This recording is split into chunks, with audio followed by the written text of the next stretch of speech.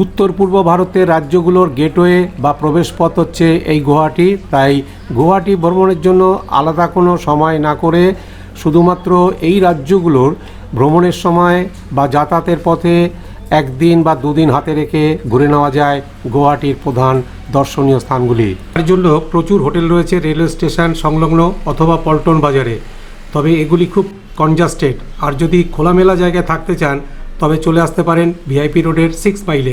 আমরাও হোটেল নিয়েছি ভিআইপি রোডের উপর হোটেল সানভিউ। হোটেল সানভিউর রিসেপশন 5 তলা হোটেল, 50খানার উপর ঘর আছে, এদের লিফট সার্ভিস আছে। এখানে 2 থেকে 2500-এর মধ্যে এসি সহ ডবল বেডরুম ঘর পেয়ে যাবেন। সানভিউ হোটেলের ডাবল বেডরুম ঘর, এটা ব্যবস্থা বেশ ভালোই। একদিনেই গুয়াহাটি ভ্রমণ সম্পূর্ণ করতে হলে প্রথমেই চলে আসুন গুয়াহাটির প্রধান আকর্ষণ কামাখ্যা মন্দিরে। আপনি পুজো দিতে চাইলে এখানে বেশ কিছুটা সময় কিন্তু লেগে যাবে, তাই চেষ্টা করবেন যত সকাল সকাল এখানে আসতে পারবেন গুয়াহাটি ঘোরার জন্য ততটাই সময় আপনি হাতে বেশি পাবেন। কামাখ্যা মন্দিরের মূল গেট পার হয়ে অগ্রসর হচ্ছি মন্দিরের দিকে।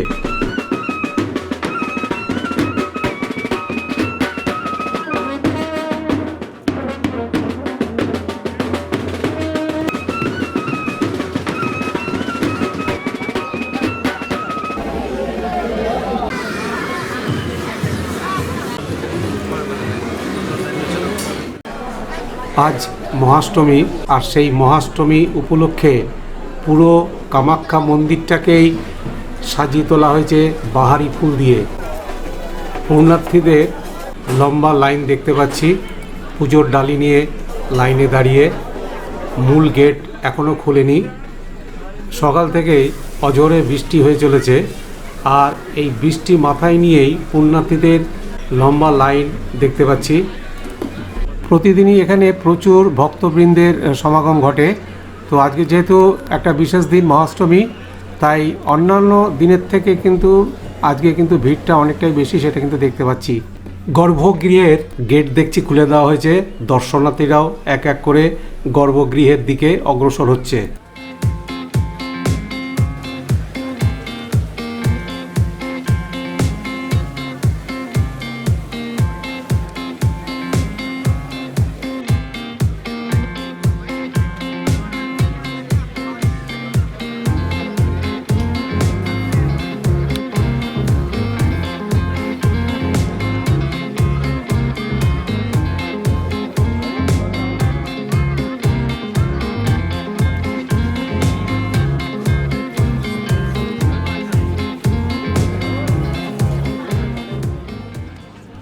কামাখ্যায় পুজো দিয়ে সোজা চলে এলাম উমানন্দ ঘাটে।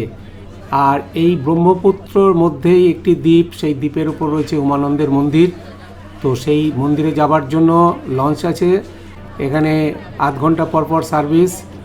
লঞ্চের ওপরেই টিকিট কাউন্টার, ওখান থেকে আমরা টিকিট কেটে বসে পড়লাম লঞ্চে।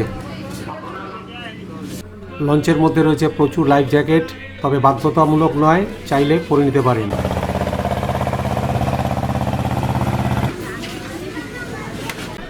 উমানন্দ মন্দিরের প্রবেশপথ।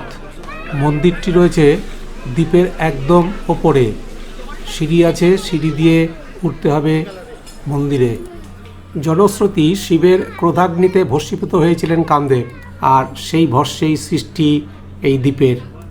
মানুষের বিশ্বাস উমানন্দ ছাড়া কামাখ্যা তীর্থ অসম্পূর্ণ থেকে যায়। ব্রহ্মপুত্র নদীর দুপারে যাওয়ার জন্য কেবল কার আছে, কিন্তু উমানন্দে আসার জন্য একমাত্র ভরসা লঞ্চ।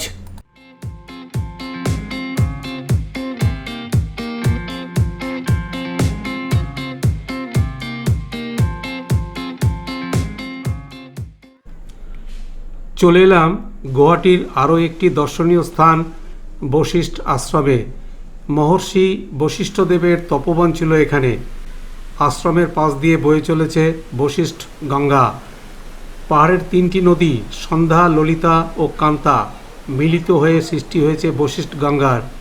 এই গঙ্গায় অবগাহন করে বশিষ্ঠ মুনি সাপ মুক্ত হয়েছিলেন। বাহ, দাদা বাইদেউ তেনে নগৰপতি ময়ে মাতিছোঁ, বাইদেউ দেখিছে ময়ে মাতিছোঁ ইমান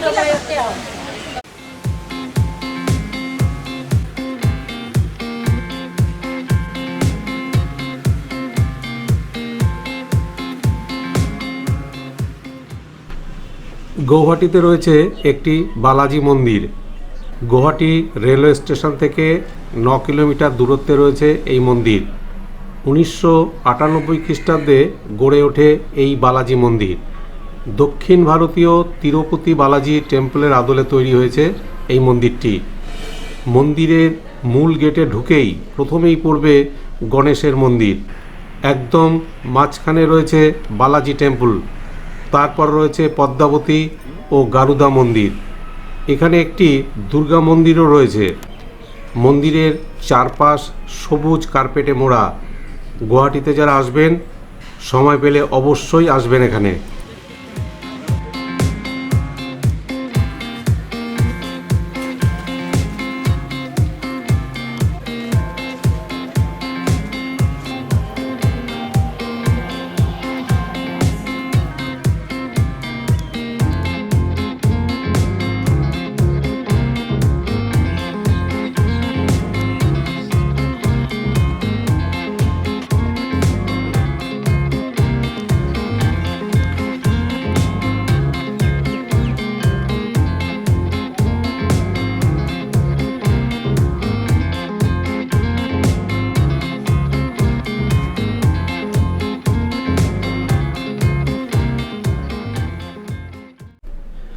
গুয়াহাটির দর্শনীয় স্থানগুলির মধ্যে আরও একটি উল্লেখযোগ্য দর্শনীয় স্থান গুয়াহাটির জু কাম বোটানিক্যাল গার্ডেন। 430 একর জমির উপর হ্যাংরাবাড়ি ন্যাশনাল ফরেস্টের মধ্যে এই জু কাম বোটানিক্যাল গার্ডেন। উত্তর পূর্ব ভারতের সবচেয়ে বৃহত্তর এই জু কাম বোটানিক্যাল গার্ডেন। গুয়াহাটি রেলওয়ে স্টেশনের থেকে এর দূরত্ব মাত্র 6 কিলোমিটার। 430 একর জমিতে গড়ে ওঠা জুতে জীবজন্তুরা অনেকটাই উন্মুক্তর জন্যই হরিণগুলো একদম মানুষের কাছাকাছি। এরা মানুষকে দেখে অতটা ভয়ও পায় না, আমরা দেখতেই পাচ্ছি একদম পাশ দিয়েই চড়ে বেড়াচ্ছে।